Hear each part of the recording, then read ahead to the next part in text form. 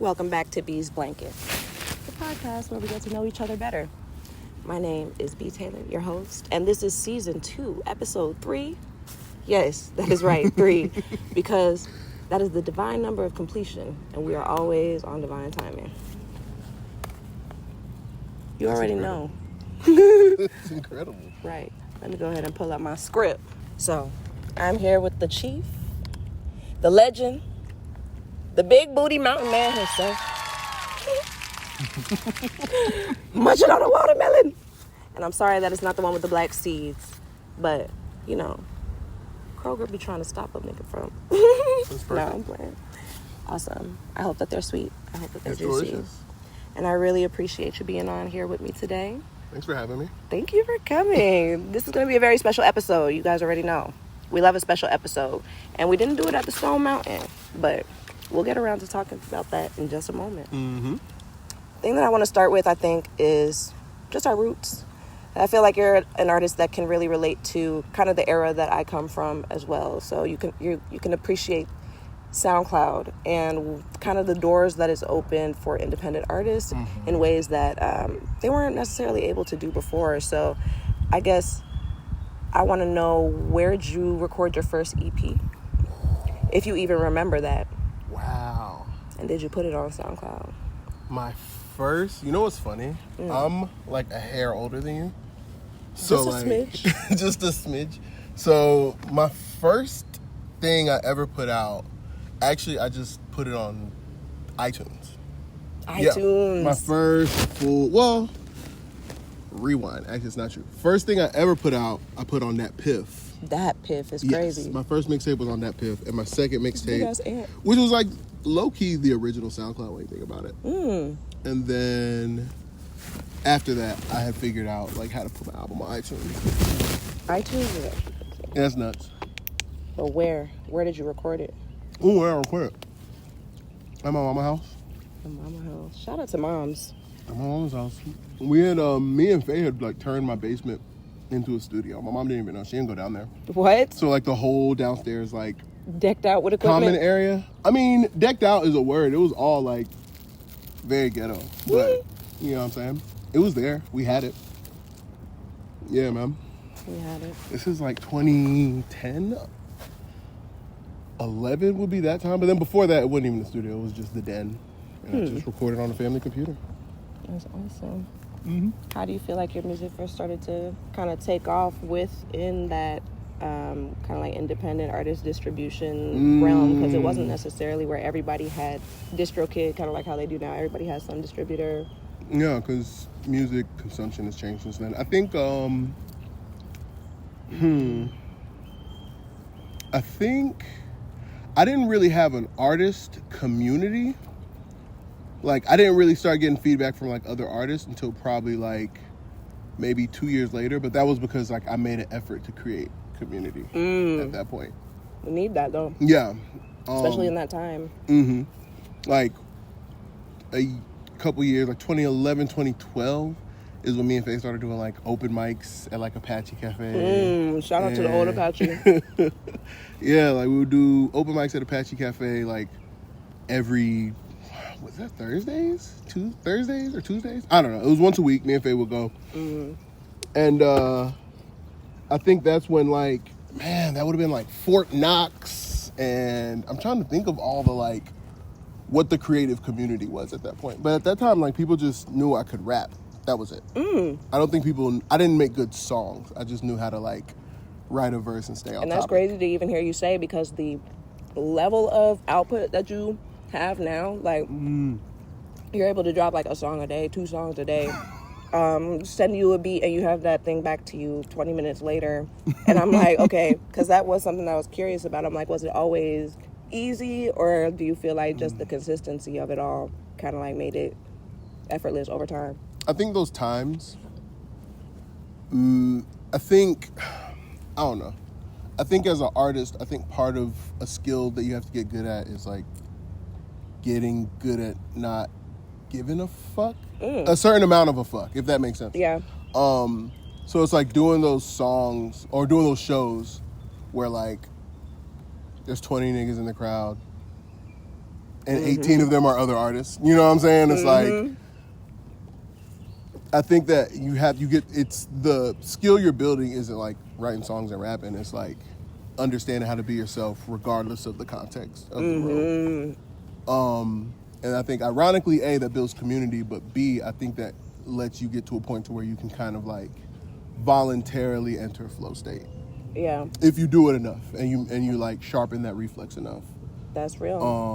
Because you've done 100,000 crowds, and then you've done 1,000 crowd, and then you've done 10 people crowd. I have a very strange career. I have a very strange career. But I mean, then again, I think that maybe what I've learned is the shit that I've accomplished / been through is maybe more normal than I think. But it's like we're marketed the same 7 rappers. You know what I'm saying? So I don't think that like the diversity of experience is as well known as how common it is. Does that make sense? Right. So, but yeah, it's like through that time, like, of kind of being able to voluntarily enter the avatar state or whatever. Yeah. You meet other people like that. Yeah. You being one of them. People who are like, it's like you're friends with them, but it's like beyond them just being another artist. It's like it's an energy. There's an energy. It's a connection. Yeah, there's like a like deeper level of understanding. Yeah, you got it. You got it. Yeah. I definitely feel that. That's dope. And I feel like you've essentially cracked the code for consistency and like output, as we said before. But how do you feel like that's changed over the past decade, kind of in the way that you navigate the algorithm, or the way that you have to navigate it? Because it's a different ball game now. Like, what do you feel like is different? Because I feel like back in the SoundCloud days, it could be you didn't even necessarily have to market it. You could drop it. Yeah. The algorithm would do its thing. If it caught it. And it would just take off. Like, how do you feel that you've had to adapt, I guess, kind of to the way that the algorithm is now? I think the way that it is now, I appreciate that you say the thing about consistency. I think I have a long way to go as far as being consistent. But I think less about consistency. Consistency of output is important, but less of that is the consistency of like knowing what your angle is, which unfortunately everyone kind of has to have an angle. Not the gimmick. Yeah, unfortunately, you know, or fortunately if you can make it fun. Yeah. And I think that's like kind of what I figured out is that like your gimmick, I think another way of like saying what your gimmick is like, what is your voice? Yeah. Or what is your alter ego? Because the people who is like, that's their gimmick online, it's not who they are or all of who they are, you know? Right. So it's like you can, I think. What catches. Yeah. So it's like, for me, my consistency became, or the thing that I kind of turned into my consistent voice was like this cross section of like fitness, selling sex, selling comedy, selling irony, and it's like all in this like so that's really enter the big booty mountain man then, because that is literally the exact, as you said, the Venn diagram of where all of the cross sections meet, and it's like, oh, this is the ultimate algorithmic net almost, because it's like this is gonna reach several people for many different reasons. And it's like, it don't really matter. Y'all all come play in the comments. Come play, exactly. Literally, it invites everyone. Whatever you have to say, come say it in the comments. And it's like, man, it's so funny because it's like, I don't know what a good metaphor is. Maybe like if you were trying to invite a bunch of different people to a party, so you told them all it was a different thing. Right. Like you have your cooking friends and you're like, hey, come to my, cooking event. And then you have your athlete friends and you're like, come to my run club. And then you tell your other group of friends it's a line dance party. You know what I'm saying? And then it's where like the fans at? But I really invited them to the party to listen to my music. Right. But like, then when they get there, they realize it's fire. Exactly. And there's something for everyone. There's something for the horny niggas online. There's something for the, I want to argue race relations with people online. There's something for the anime nerds online. Right. There's and something they're so happy for, they stayed. you know what I'm saying? there's kind of something for everyone, and then it's like at the center of that, my intention is let's put some music out. Yeah. But like, because at this point, we're online involuntarily. Okay.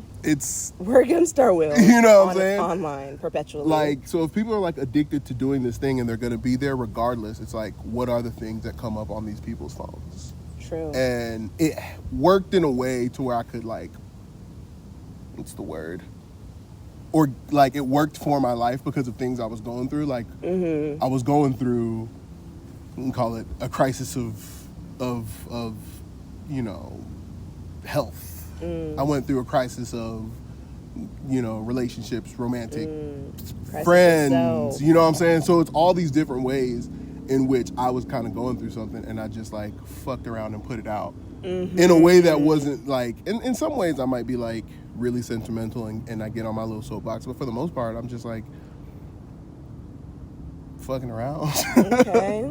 You know? Right. Okay, so you of all people would know then about just like the peaks and valleys of life. The peaks and valleys of life, and you know. So do you feel like it almost then makes sense that success would be cyclical as opposed to like a constant upward climb until you just like burn out and you peak out and it's like cliff?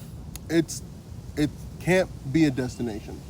It is in and of itself like a journey, or even if you say it's a hike, hikes have peaks, but you gotta come back. You have to. Are you staying? You can't live on a home. peak. You know, you have to turn around. Even if you hike the same mountain over and over and over again, you gotta turn around and take yourself back to the bottom.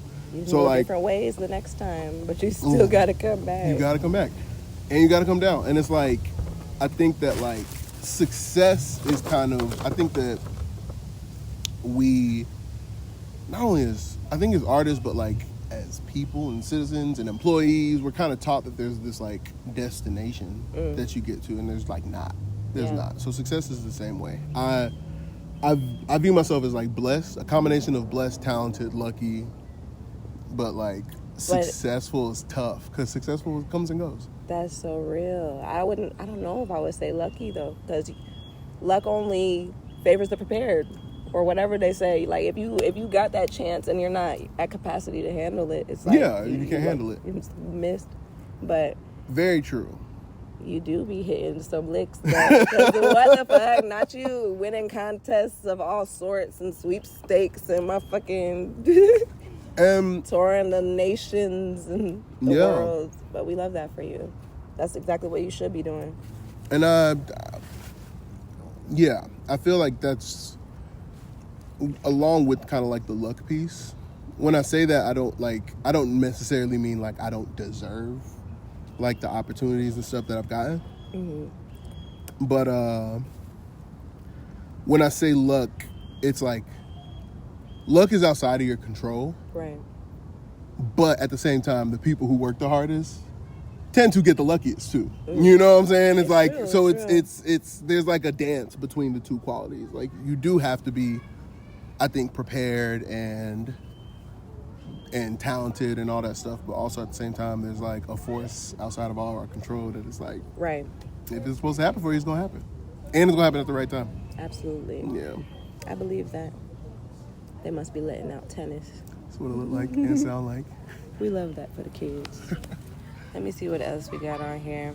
Well, actually, matter of fact, this is not even on here. Who do you feel like is one of the people or like groups that you've worked with that have been like your favorite to work with? Ooh. Because you've worked with some names for sure. Yeah. You're a name. I appreciate that. I think I've got a few. So I think primarily kind of like Jidenna and Wonderland, kind of them. That whole, of course, Jidenna, but like Jidenna is crazy. Yeah. The fact that you toured with Jidenna is actually crazy. Which I think they got to kind of show me what, like, I think, like how to do it at the highest level, because all the tours I went on after that kind of like set the tone for me. And I had hopped on like legs of tours with people and done like 2 or 3 shows with somebody, but he he took me on my first big old lap around the country. And I could fill a million books with all the shit I learned. Because we was gone 40 days, 40 nights. That's crazy. That's biblical. You know what I'm saying? It was written. You know? And then, like, and it showed me that, like, it's like when you read about all those, like, not even, like, artists, but, like, them people. Like, yeah, like Bob Marley, but also, like, Jesus. And, like, people who, like, traveled and, like, got a message across. It's you said, like, Jesus. This man was or traveling. Jesus, or Martin Luther King, or Malcolm X. Those people who was like, traveling. Yeah, They didn't have no type of cars. They was on tour. Footman, you know, put it in work. In Selma, in the Civil Rights Movement, it was on tour. I've never thought of Jesus as being on tour, but that is actually the greatest sentiment that I've ever heard. 100% on tour. He was 100% on tour. It's the same thing. Only only 12 followers. 12 followers, but crazy venues. Right. Doing crazy venues. I mean, okay. I definitely want to circle back to Big Booty Mountain Man, since that's one of our more recent tapes that we put out here. First things first, how did this character even come about? Okay. What was the first day that you got up out there and you was like, matter of fact, you know what we need to do right now? All right. I got it. So the first time I did it twice before Big Booty Mountain Man was born. First time I did it, I was going up Stone Mountain, like I kind of said earlier, I had like some health stuff going on, relationship stuff going on, family stuff going on. It was just like a lot going on, like people passing away and X, Y, and Z. And you know when stuff be going on in niggas' lives, they start praying and working out. Like, I gotta say, as girls, we get our hair done. Get your hair done. Just change your hairstyle. That's hilarious. It's all better. But we, I was like posting on my close friends. Like I was going to Stone Mountain every day. I went to Stone Mountain every day for 70 days in a row, 70 something days. And one of my old coworkers hit me up and was like, "Hey, I see you going, and I be wanting to go up Stone Mountain, but there's that one part that's like super steep. I can't make it up." And I was like, just come with me. I'll carry you up that. Like just kind of saying it, joking around. And then she came and we got to that part and I was like, well, I guess I gotta do it. Come on, so Stanley. Don't go back on your word. So carry her up the mountain. And Faye was there and he just pulled out his phone and filmed it. And then we put it out and I didn't think anything of it, just fucking around. And it didn't go quote unquote viral, but it did something that nothing else did. And I was like, that's interesting. And then maybe a month later, this would have been Juneteenth. I did it again, filmed it, put it on. I left Stone Mountain and was on my way to this like Juneteenth picnic. On the way there, 2 people called me about it. And when I got to the party, my friend Marge was like, "Hey, y'all, look, it's Big Booty Mountain Man." And I said, whoa, I like how that sounds. It really rolls off the tongue. Just rolls off the tongue. It's hilarious. But it also taught me something because I had done something earlier that day and already people in my real life were interfacing with me about it. That's crazy. And I said, oh, I'm being provocative. Which... It gets the people going. It gets the people going. And I had never... I've always been very well behaved on the internet. I've always had a lot of decorum and shame. You know what I'm saying? But then as soon as you stop, that shit's fucking lit. Once you stop, there's this freedom and they're like, oh, none of this is real anyway. This literally is not real. So like what who cares? Who cares about what the perception is? What's the reality? So then like from then I did like a few more, some speeches, something like that, and then I got the idea to rap one of my songs at the same time, and I was just like, oh, this is an album. This is a whole thing. Like this is a world. So, like, sometimes when I meet people and I tell them I'm Big Booty Mountain Man, I'll say that and they'll be like, I think it's a whole cinematic universe. It's like, it's not, I'll be like, it's an album, but it's also a character. Universe. It's a whole cinematic universe. And like if you guys haven't already checked out that album, please go ahead and check out. It's very good. Check out Big Booty Mountain. It really is. Honestly, it's really good. Y'all know I don't be raving about everybody's stuff. I'm a little bit picky. She's very bougie. I only like the finer things. She likes the finer things in life. But it is one of the finer things. But and the cool thing is, from the artist standpoint, I got to like talk about all of those things, all of the like difficult things, like the spiritual things and the losing family things and the relationship things in the music and point people in that direction, but like the expression of it online doesn't have to be so heavy and serious. I've done the like, bro, got a videographer and done documentaries and had people come into my house and look at baby pictures of my family, like, and it's like, that is, I think the expression of that, not that that's bad, but it's like there's a certain armor you get when your expression is ironic and funny and not serious, but then you can like, the substance is there if they're looking for it, you know? Substance is always going to be there. We really appreciate that. We need substance in music. You know. Final question. Who had the biggest booty? No, I'm playing. Insert clip here. Who had the... Shout out to all my Big Booty Mountain girls. Yes. Every single one of them. Get you some merch. Get you some Big Booty Mountain shorts. Meet him up there at the mountain if you're trying to get carried. And make sure that you play in that tape all the way there. Big Booty Mountain Man. Big Booty Mountain Man. Do you want to tell us anything about yourself before we go? Or do you want to tell us where they can find you next? Man, you can find me at the top of Stone Mountain. Okay. With a big booty on my shoulder. Okay. Telling the truth. Right on brand. Where can they follow you? At Kelechi on everything. KELECHIEF. You know, I'm going to put it right here. I know. So don't right even be there. worried. But yeah, on all the things. Literally, if there's a platform, I probably made an account. I might have 7 followers there. I might have 7,000. Okay. And you can be one of those followers today. So thank you so much again, Kelechi, for joining us on Bee's Blanket. Thank you. I'm your host, BeeTaylor. You can follow me everywhere at Bee Loves Freedom. And I also love you. Go ahead, like, comment, and subscribe. And we'll see you guys next time. I got the light. Right. What I might have forgot to mention prior to the camera so rudely cutting off is that we absolutely have some collaborative music coming out together. We definitely do. Tell them about that. Man, Until Daylight. Or just called Daylight. What's it called? Honestly, what you think it should be called? I was calling it Daylight, but maybe it could be Daylight. Until Daylight. We like Daylight? I like Daylight. Yeah. I like one-word titles. Me too. In all caps. Right. So that's what it's going to be. It's going to be Daylight, and I'm going to put it right here at the end of the clip so that y'all can listen to that. Super good. Bro, we look great. Honestly. That's incredible. We do. Shout out to Bee's Blanket. Shout out to Kelechi. Sight to see Cam. And again, see you next time. If you keep me waiting until daylight, when